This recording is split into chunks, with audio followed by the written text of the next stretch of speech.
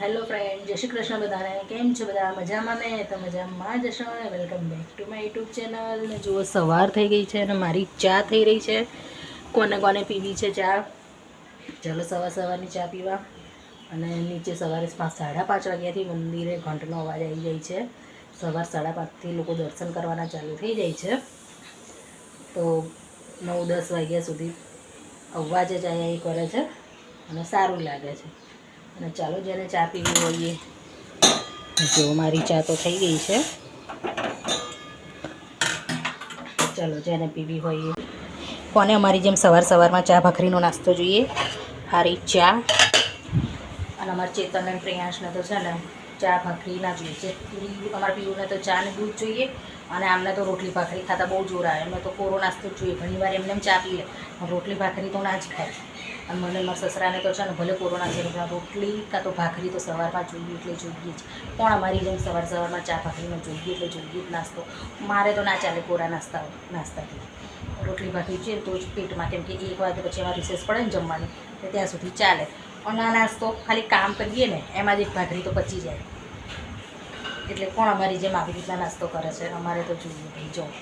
અને ચલો આપણે કરી લઈએ હવે ચા નાસ્તો. અને બતાવું, અમારા પ્રિયાંશ તો છે ને ગમે તેટલું ઉઠાડો પણ ઉઠવાનું નામ ના દે. પીયું પીયું, ઉઠો બેટા.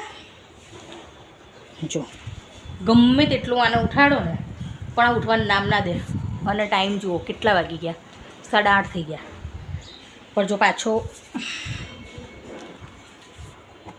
ઓઢીને ઊંઘી ગયો. જો, ઉઠ ફટાફટ. ચલ ને બેટા, ચા બનાવી તારી મેં. ચલ ફટાફટ. હજી તો કામ પણ પડ્યું છે. ટિફિન બનાવવાનું છે. 8:30 થઈ ગયા. ફટાફટ ચા નાસ્તો કરીને આપણે લાગી જઈએ છીએ કામે. તો ચલો, બેસી રહેવાથી મેળ પડવાનો નથી આપણે. અને હું અહીંયા બેડરૂમમાં મારું બધું જ કામ પતાવીને હું આવી કે જવાના ટાઈમે તો મેં જોયું કે કામ કેટલું પહોંચ્યું છે. બાજુમાં ફ્લેટ બનતું હતું પણ હજુ તો કંઈ પત્યું નથી. હજુ તો ચાલુ જ છે કામ. અને ચલો, હવે મારે જવાનું છે જોબ જવા. મારે કામ બધું પતી ગયું છે. ટિફિન થઈ ગયું છે. જય શ્રી કૃષ્ણ. જય શ્રી કૃષ્ણ. બાય. ચલો, આપણે તો જઈએ છીએ. આપણો ટાઈમ થઈ ગયો છે. જો, હજુ નાવાનું બાકી છો તાર? ચાલો, હવે મળીએ સાંજે. અને અમે આવી ગયા હતા સાંજે. તો મારે બનાવવાના હતા હજી ગળ્યા પુડલા અને તીખા પુડલા. તો પહેલાં ચેતનને ભૂખ લાગી હતી તો કે પ્રિયાંશને કે જા વડાપાઉં લઈ આવ્યો. તો એ નીચેથી વડાપાઉં લઈ આવ્યો હતો. અને અમે કરતા હતા પહેલાં વડાપાઉંનો નાસ્તો. અને નાસ્તો કર્યા પછી મેં ગોળનું પાણી કરી દીધું હતું. ઓગાળી લીધો હતો ગોળ, કેમ કે મેં કીધું લે આજે હું ગોળના પાણીથી બનાવી જોઉં. કેમ કે હું ખાંડવાળા જે ગળ્યા પુડલા બનાવું ને તો મારે બનતા જ નથી, ચોંટી જાય છે લોઢીમાં. તો મેં કીધું લાય આજે હું છે ને આ રીતના ટ્રાય કરું. આ ગળ્યા મારા સસરા માટે, એમને ગળ્યા બહુ ભાવે. અમારા માટે છે ને તીખા બનાવવાના હતા. તો એમના માટે મેં ગોળવાળું પાણી ગરમ કરીને ગોળવાળું પાણી કરી દીધું છે. અને પછી હું કરું છું અમારા તીખા પુડલાની તૈયારી. તો એના માટે મેં લસણ છોલી લીધું હતું. અને લસણ છોલી પછી મારે એમાં નાખવાના છે લીલા મરચાં અને આદું નાખવાના છે. આદું અને લસણ લીલા મરચાંનો ટેસ્ટ છે ને બહુ સરસ લાગે છે પુડલામાં. ડુંગળી પણ સરસ લાગે, પણ ડુંગળી નથી નાખી મેં.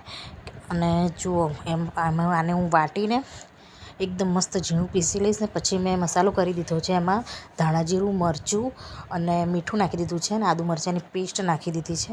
અને મિક્સ કરી લઉં છું. ને એમાં પછી મારે રહી ગઈ છે હળદર નાખવાની. તો હું ભૂલી ગઈ હતી, તો પછીથી મેં નાખી દીધી હળદર. બરાબર મેં એને મિક્સ કરી લીધું. પછી મેં ઇલાયચી મંગાવી હતી. ઇલાયચી હતી નહીં, એટલે ગળ્યા પુડલામાં નાખવા માટે મેં ઇલાયચી લઈ લીધી હતી. અને ઇલાયચી નાખીને પણ મેં બરાબર 2 ખીરા જો તૈયાર છે. અને પહેલાં હું ઉતારું છું હવે ગળ્યા પુડલા, જોવું બને છે કે નહીં.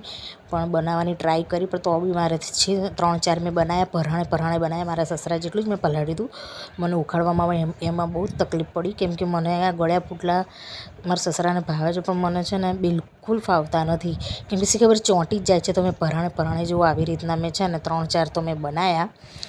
મેં કીધું કંઈ નહીં, હવે મેં કીધું ગોળના નહીં ચોંટે કદાચ, પણ ગોળના બી ચોંટતા હતા. તો આવી રીતના મેં પરાણે બનાવ્યા હતા.